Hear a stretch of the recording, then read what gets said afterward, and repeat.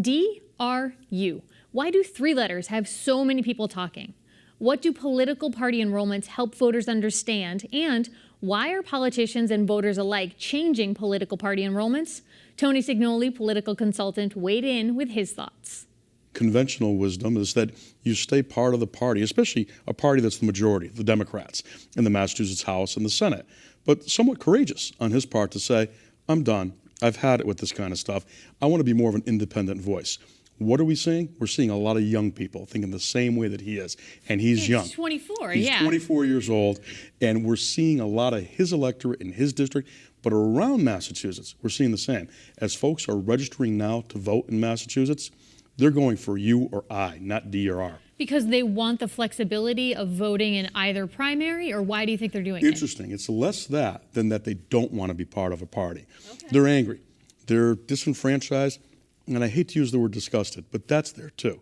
So many younger folks who normally would go D are so angry and disenfranchised over the 2016 presidential when it was their first experience going to a caucus, trying to go to convention, trying to vote for Bernie Sanders, frankly, and find that they were blocked from doing that. The apparatus, they thought, was cumbersome and old-fashioned. This makes no sense. It's just yet another challenge to folks getting involved in voting, and that was the feeling from 35 and under.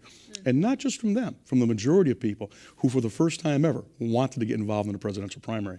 So, but with Goldstein Rose in particular, you know, he said, I'm doing this because it's in recognition of I'm young, people who are younger are doing this, like you said, but the voters in this region are not quite that young. Is this going to come back to burn him? Maybe not, because the overall registration, not just in his district, but in Western Massachusetts right now, the largest party, if we were to call it a party, is the unenrolled party. Okay. Unenrolleds, independents, certainly there's some fringe constituencies in there as well too, like the Green Party, but that's the majority now, and it's continuing to grow.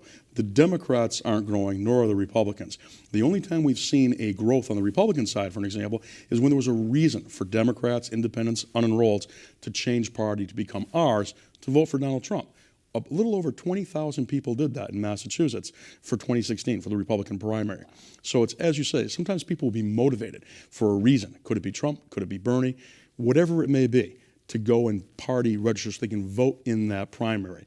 But otherwise, in general, they're saying, I don't want any part of either party. So then what are we seeing now in the run-up to the 2018 midterms? Are you seeing even more people, or people are kind of leveling off at this point? You know, it's interesting because the new registrations, and we checked this in the different outposts of the Secretary of State's office around Massachusetts, but also I like to talk to the election commissioners across the state. They're on the front line. They're seeing people walk through the door to register or to become involved in local races. And we've got a lot of local town meeting races and town meeting campaigns and whatnot going on in Massachusetts in the spring. What are they seeing? Unenrolled or independent.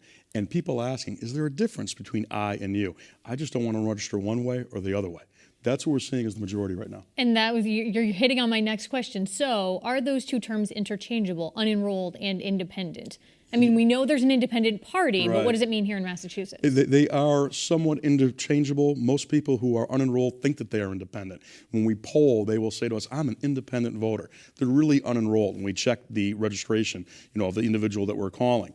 There is an independent party in Massachusetts. There's the United Independent Party, where Evan Falchuk, who had run for governor, got just enough votes to be able to move his party forward. He's worked hard at that, but it has not been a success. Because again, when people walk through the door, I don't want to be part of a party. Not even the United Independents. I'd rather be a D, or I'd rather not be D, R, or I. I want to be a U. I want to be really my own person and not allowing myself to be an advertisement for one party or the other. Very interesting. Caucus time here in Massachusetts. Let's go caucus 101. Help people remember why we even caucus. We caucus so that delegates can be chosen to go to the Democratic Convention to vote on the party platform, Republican or Democrat. In addition, at sometimes, it also allows folks to go to convention to support their candidate for the United States Senate, for Congress. If there's a challenged constitutional race, I'm there for so-and-so who's running for Secretary of State or so-and-so. That's what it's all about. And it is a process that's been around forever. It can be cumbersome. Unfortunately, most average folks don't even know that it exists. That if they want to go to a convention and have a say on who their party's candidate might be for a particular office, or their party's platform, or even for on referendum issues and whatnot, they've got to go to caucus. And the door is open to them, right? the door is open. Anyone can show up. If it's a Democratic caucus, as long as you're a Democrat that day, you can walk through the door and be part of it. Republican the same way. The unfortunate thing is if you just show up, you may not be part of an organization or a coalition or an effort that's been going on for 2 or 3 months or, frankly, for years and years, where the party regulars know who's coming, know who's going to be there to vote for who, and they kind of control things. To a lot of younger people and a lot of folks not involved with this, they view this as kind of ward bossism a little bit.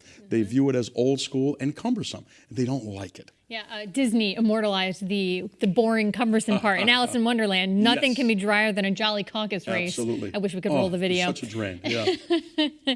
So now, in the midterm election, though, did the caucuses become more or less significant or about the same? Here in Massachusetts, pretty much about the same. You can take a look at a caucus, though, in an aggressive congressional district like Congressman Capuano's, where he's being challenged by a Democrat, out in Boston, where you saw a lot of folks show up, and you saw the saber rattling from both camps.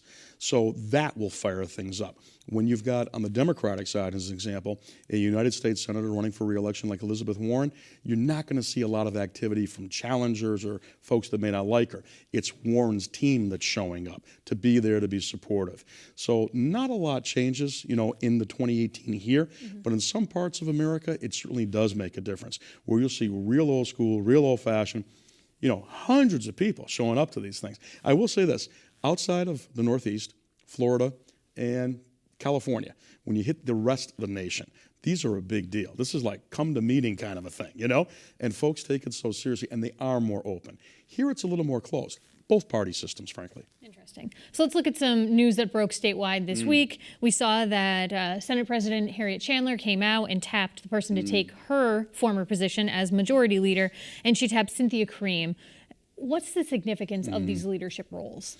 I think right now, most people look at this as short term. It was a very pragmatic and diplomatic move that helped the Senate president to become full Senate president rather than interim or acting. What's the significance of this? It's the rest of the assignments. Certainly, Harriet Chandler was comfortable with Senator Cream, went in that direction as a majority leader who's going to work for her for a year. This whole thing blows open next year after these elections are over. And a sidebar to that in a local sense, the day of the Democratic caucus that established Harriet Chandler as full, not interim or acting president, Eric Lesser went to Boston, went to caucus, and apparently, no one really knows what goes on in those caucuses, but apparently had enough votes to make everybody think, wait a second, something new's going on.